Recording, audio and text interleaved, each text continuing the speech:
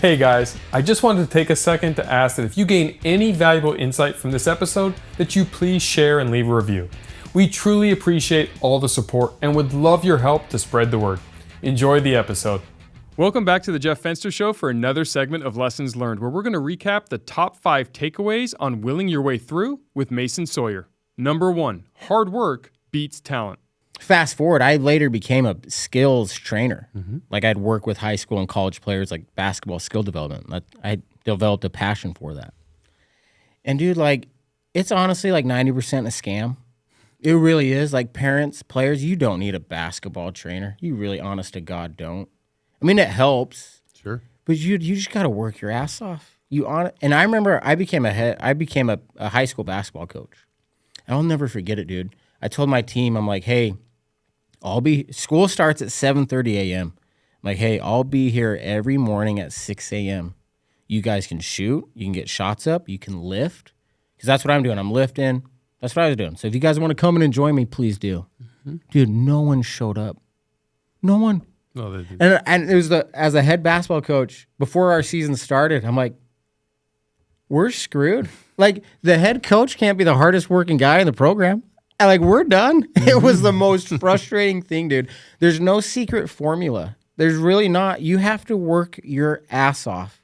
What do they say? Hard work beats talent when talent doesn't work hard. Like, that is so true, man. And obviously, like, we're born with, like biologically, we're born different with different strengths and weaknesses. I get that. Like, not a lot of people are born 6'8" like LeBron. I get it. But, dude, like, whatever it is, sports, business, Like you have to sacrifice and work your ass off, and that's what I did as a little kid. I sacrificed stuff. I gave up fun weekends with my buddies, and I was in the gym getting shots up. That was the thing. How many days a week were you training? Every day. Every day. Except Sunday. My parents wouldn't let me do Sunday. Yep. We were religious, so like no Sundays. But other than that, dude, I remember we'd go on family vacation. I'd get paranoid. Like, how can I practice if we're on family vacation? So every day it was you a were problem. touching a ball. Yeah. Number 2, say what you need to say. Part of your podcast is your recipe of success. Success formula. Success formula. Dude, let me just, before I forget, because I have a terrible brain. I just forget shit all the time. So before I forget, let me tell you, like, we all have something we need to say. You have something you need to say to someone that you haven't yet, and you're hurting really bad. We all have that, and we don't say it. And we don't say it because we're scared to not. I don't know why we don't say it. Honestly, we're scared to be vulnerable. We're scared to look weak. We're scared to accept those things. But dude, like, part of my success formula is talking. I just talk to people, dude. And the podcast that I created with my buddy, like, it is literally therapy for me. I get on there and I just unload all my shit and I just talk, and it makes me feel so much better. Was that clear to you before the accident? No. And one of the reasons I bring it up is the guilt I had about my brother Race used to really eat at me, dude. Like let's say it used to be 10 out of 10 on the pain scale. Now, because I've told it to so many people, and I've told it to my therapist, and I've talked openly about my pain and my guilt and my shame, honestly, like, it's gone from a 10 to like a 5 or a 4. The 2 biggest feelings I experienced after the accident was I felt completely alone, and I felt completely helpless. Like, what can I do to get him back? Name it, I'll do it. There's nothing. I just feel powerless. And like, opening up and talking about my pain, I've been able to connect to so many other people that feel that way. And it's really liberating and amazing, honestly. Number 3, find your why. If you were to tell me 2 years ago, like, hey, you're going to lose your wife, Courtney, your son, Riggins, your daughter, Frankie, your brother, Race, and your nephew, Ryder, and then you're going to be starting a business and a podcast and public speaking a year and a half later, I would have been like, you are insane. I'm going to put a bullet in my head. Or I'm just going to be a zombie. How does anyone do that? And one thing I've learned is, dude, people are so resilient. I'm shocked that I'm here. I am. People ask me, how are you doing it? And my answer is, I don't know. But like, if it happened to you, you could probably do it. I honestly think that, because Jeff, I'm nothing special, dude. I was a kid from Utah high school basketball coach making $48K a year, lost his family. And dude, like any average Joe, like you can, whatever you're going through, like it is possible. You can do it. And like, let's just cut the bullshit. Like if you've gone through a traumatic experience, let me just, you're screwed. You are. Like, I swear to God, Jeff, you are. Like, happiness, joy, that life that you used to know, I'm not sure if you're ever going to get back. And what's weird about trauma, Jeff, is you kind of don't want it back. Right. Because the love I had for my wife and kids and my brother and my nephew, it's turned to pain. So if I get rid of the pain, I get rid of them. And then there's a whole bunch of guilt associated. It doesn't make any sense, dude. Because you feel guilty to even be happy. It's like, how, dude, I kid you not, I love motorcycles. So I was riding my motorcycle the other day, and I'm just weep, weep, having a great time. And then boom, like that voice in my head, like, Mason, how dare you be happy? Your wife died, your kids died, your brother died. Like, how dare you? You should be miserable. You should have never left your bed. You should be crying right now. And the guilt and the survivor's guilt is so real, and it just hits you like that and just shuts me down sometimes. Well, do you think the fact that Blue survived forced you to not go that other way? If Blue didn't survive, I would have put a bullet in my head for sure. So he's in a way, he's your North Star. Well, and I forget the guy, but motivational speaker that I used to watch a lot, he talked about find your why. Like, you need a strong why. And there's like this cool Buster Douglas video he made. It was cool, man. It like pumped me up. Like, find your why. And Blue's my why. And it was weird because after the accident, I was in this weird limbo, Jeff, where like I didn't want to live. Dude, death. I'm weird, but like I understand death now. I've accepted it. I find the beauty in it. We need it. It's like it ties everything together. But like, I had the hardest time accepting that, like the role death plays, and I, oh, I'm so messed up, Jeff. No, it's not good. But like, another thing I've learned is I was caught in this weird limbo. I didn't want to live. I didn't want to die, and so I just numbed the pain. Alcohol, drugs, whatever. It's natural. Yeah, and like, I couldn't look at pictures of them. I couldn't talk about them. Couldn't hear their voice in a video. It just shut me down. If I saw police sirens, I'd have to pull over and cry, like panic attack. If I got a phone call from an unknown number, panic attack. It just throw me into a panic attack. I was just helpless against my trauma. It owned me for so long. And part of the reason it owned me was I ran from it. I just tried to run from it. I can't deal with this. And I welcome death. Like, if the way I saw death, Jeff, is, okay, if I die, I might get to see him again, which sounds awesome. Or the pain stops. Which in a way also sounds awesome. Awesome. So that's where I was, dude. Not a healthy mindset to have. But I had Blue. I love Blue more than anything. Could never do it. And so then I got into therapy. Have you ever done therapy? Just 1 or 2 sessions. Dude, I think that the mindset we have in our culture with men doing therapy is terrible. We got to change it right away. It's hard. It is. Like, you're not a douchebag. You're not a wimp. You're normal. We're all hurting, dude. Men, we struggle to find our feelings. They're good dude. locked up somewhere else. I have such a hard time finding guys to come on my podcast. Yeah. Like, no one wants to, like... Hey, everyone. Just wanted to take a second to say how incredibly grateful we are for all of our listeners, and I want to hear from you. Your feedback is greatly appreciated, and it will only help us make this show better for you. So any questions you have, click the link in the show notes below and let us know. Now, back to the episode. So I'm in this weird limbo. Yes. I'm just running from it, dude. Drugs, alcohol, like whatever. Numb the pain. Anything to numb it. Numb it. Run from it. And I go to therapy. My therapist, Matt Quackenbush, he's like, Mason, I'll never forget this, Jeff. It was great. He's like, first therapy session, dude.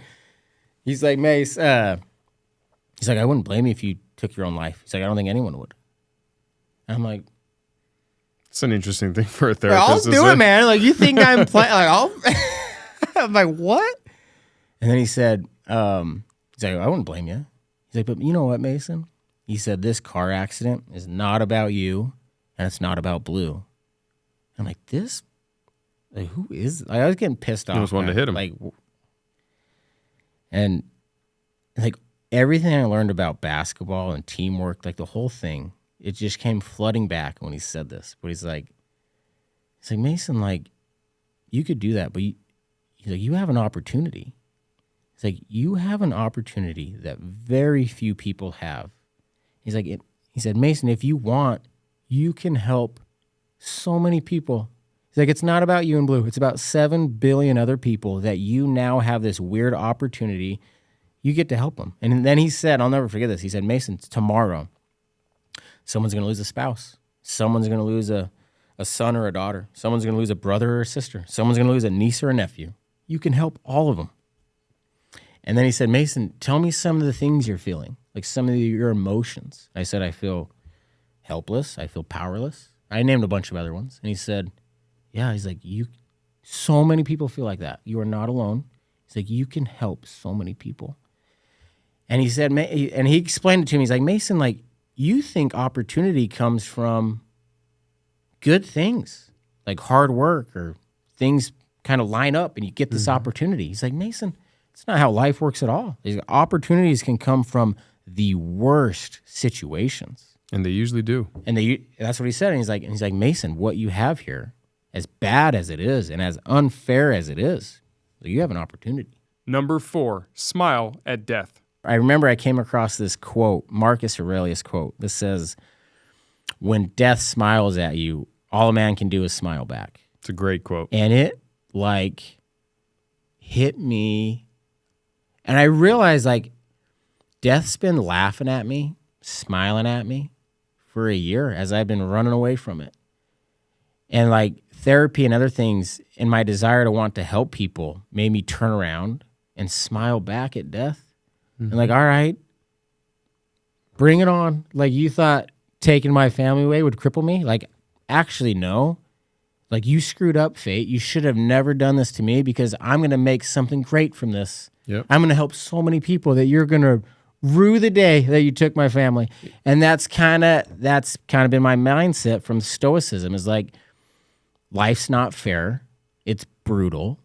But what are you going to do about it? Mm-hmm. And from that mindset, my dad sent me this quote, my favorite quote, life's 10% what happens to you and 90% what you're going to do about it. And that, like, yeah, that's my whole thing. And the name of your podcast. That's the name of my podcast. That's the name of the company we're starting, the public speaking. That's the name of everything. 1090. That, like, 1090. Life's 10% what happens to you. All you can control is what are you going to do about it? That's the real test of a man. Mm-hmm. And what's really brutal and unfair about life is, dude, pain is guaranteed from the womb. You're born into this world screaming and crying. It's full of pain. Happiness, joy, that stuff's not guaranteed, dude. Like, good luck. And you might have moments where you're in it. Mm-hmm. But life is pain. And the true test of a man is how you're going to handle that pain, at least in my opinion. Well, and everyone's version of success is different. Yeah. Right? Like, success for me is different what success for you is and how you define it. Mm-hmm. And so often in the journey towards whatever we're aiming for and whatever our goals are, the setbacks, the experiences, the traumas, the difficulties knock us off course. Mm-hmm. And, I mean, you're the exceptional exception of how you've overcome something that would beyond cripple most. I mean, I can sit here and talk to you. I can listen. I can hear you say, yeah, you know, you'd find it, or people are resilient. And I'm a strong-minded individual who am sitting here telling you everyone can be successful in the success formula and overcome adversity. That level of adversity is something it's like the size of space. I just can't, my brain can't quantify how. But like, what's your famous thing again? What's your bowl thing? What is Everbowl? It? Everbowl. Dude, like, if you told me, like, Mason, you got to start a very successful business, I'd be like, I can't. There's no way. Let's just start a business. I can't do that. Like, you look at me and you're like, I can't do that. I look at you and I think the same thing. Like, there's no way I can do that. Number 5, don't be a victim. You can't be the victim of your trauma. And It's not an excuse for you not to try hard. Like, despite what's happened to me, I still have to set goals. I still have to be a good dad. I still have to sacrifice. I still have to be a kind person. I can't just do whatever I want now. Yeah. Like, the world took everything from me. It owes me nothing. That's why it's brutally unfair. I still have to get off my ass and work hard. And so people who play the victim card drives me nuts for a couple of reasons. One is, if I play the victim card with my family, I think it's totally disrespectful to my family. I do. I think it's totally disrespectful to them. How dare I say I can't do this because they wouldn't want me to do that. My wife would, no way. And that's the tough thing is we're trying to create a space, a healthy space for guys or anyone to open up. Like, I'm hurting. I need to talk to someone. This is not good. But not being a victim.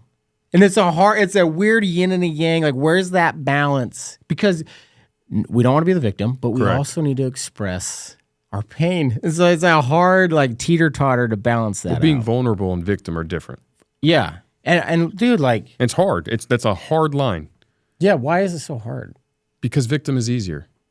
I think a lot of people Or what's relish the in difference? Well, victim is poor me, it's out of my control. Vulnerable is I recognize it's out of my control. What can I do? What can I do? And I'm willing to face the pain of whatever it is or the reality of whatever it is to achieve. Yeah. And that's what I find as I go through what I'm going through with people and helping them become successful in different, more entrepreneurial business, less on the personal side. I'm not a therapist, so I have zero training or skills on that. Dude, that's where I'm at. Yeah, but I can Like, talk take to it for what it's dog. worth, Yeah, dude. I don't know. I like basketball. Yeah. So I don't know what I'm talking about. I can start a company, but family stuff.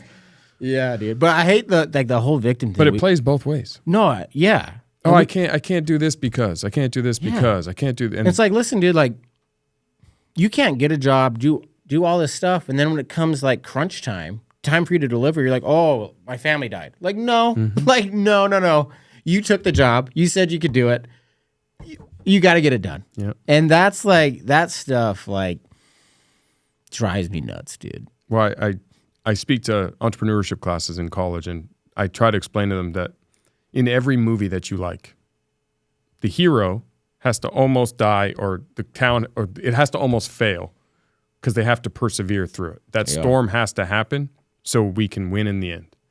It's just required. And most people quit or victimize themselves at that storm, and it's not anywhere near, like, it won't matter in 5 years. Oh, COVID ruined my business. Dude, yeah. Right? Like, in 10 years, you won't even remember about that. Or For sure, I dude. lost this customer because the plane was delayed and I missed my flight and I missed the big opportunity and it ruined me because that was my dream job. Right. Nothing like losing your family situation. And Jeff, like, dude, that's like, let's say, hey, COVID ruined my business. That might be 100% true. He might be right, but that mentality is for losers. You can't have that mentality. If your mentality is like, okay, despite COVID, what could I have done better? Or that mentality is where you learn from failure and where you're able to grow. And that's like, dude, like I think failure is great. Every kid needs to experience failure and take accountability. And like, that's how you get better. But now it's just turned into like, oh, like you're not doing good in school. It's the teacher's fault now. Sure, of course. Like what? No. It's easier to point. What? Yeah. And like that whole thing, like that's part of the 1090 message is, okay, take a story as sad as mine. And I keep going every day. And like, when people like, dude, we got some haters out there that don't like, I love it. That's when you know, like, you're making some noise finally, when you're pissing some people off. Like, I kind of want to piss people off. Like, if Mason Sawyer can keep going, then what excuse do I have? Well, yeah, you actually take the excuse away. That's what You're I'm trying the to do. example Honestly, that that's says- like what I'm trying to do. It's like, I go home tonight and I'm going to be frustrated. Like, if you're not a good And I'm dad like, tonight, holy like, shit. screw you, dude. Yes. Like, what are you doing? Like, if I don't Yeah. go home and kiss my daughters and hold them tight and just be thankful that they're here, Yeah. it should be that way every day. Dude, and when we do and I do my 1090 stuff with Ryan, who's our producer, and then my good buddy Sam Josie, who's our co-host. And like, dude, just the perspective shift we give people. That's the number one thing people tell us after we do our public speaking stuff is whether it's for their business or for whatever it is that they tell us that, like, dude, you just shifted our whole perspective. Thank you. That's usually the responses we get. Thank you for listening to another segment of Lessons Learned. I hope you learned as much as I did from our special guest, Mason Sawyer. Thank you so much for listening. If you're looking to level up your relationship capital game, then take a minute and text the word Jeff to 33777 for a free copy of my Network to Millions playbook. The link will also be provided in the show notes below. See you guys next time.